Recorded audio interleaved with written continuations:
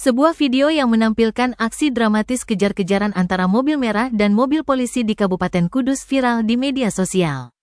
Kejadian ini terjadi pada Jumat, tanggal 2 Agustus tahun 2024, di Jalan Raya Kecamatan Jati, Kabupaten Kudus.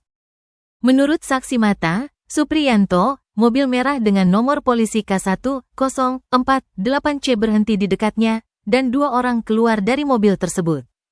Mereka diduga terlibat dalam kasus pencurian pisang, meskipun hal ini masih belum terkonfirmasi secara pasti. Sebelum berhenti, mobil merah tersebut terlibat dalam aksi kejar-kejaran dengan mobil polisi dari arah timur.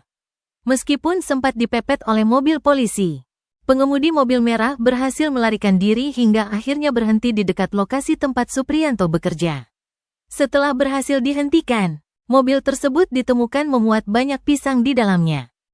Dua orang yang berada di dalam mobil merah itu kemudian diamankan oleh petugas kepolisian. Video viral tersebut menunjukkan mobil merah Calya melaju ugal-ugalan di Jalan Lingkar Selatan Jati Kudus, dengan seorang anggota polisi terlihat berpegangan di atas kap mobil. Mobil ini dihentikan oleh anggota Satlantas Polres Kudus. Namun malah melarikan diri setelah menabrak anggota polisi yang kemudian terbawa hingga beberapa ratus meter sebelum akhirnya berhasil dihentikan.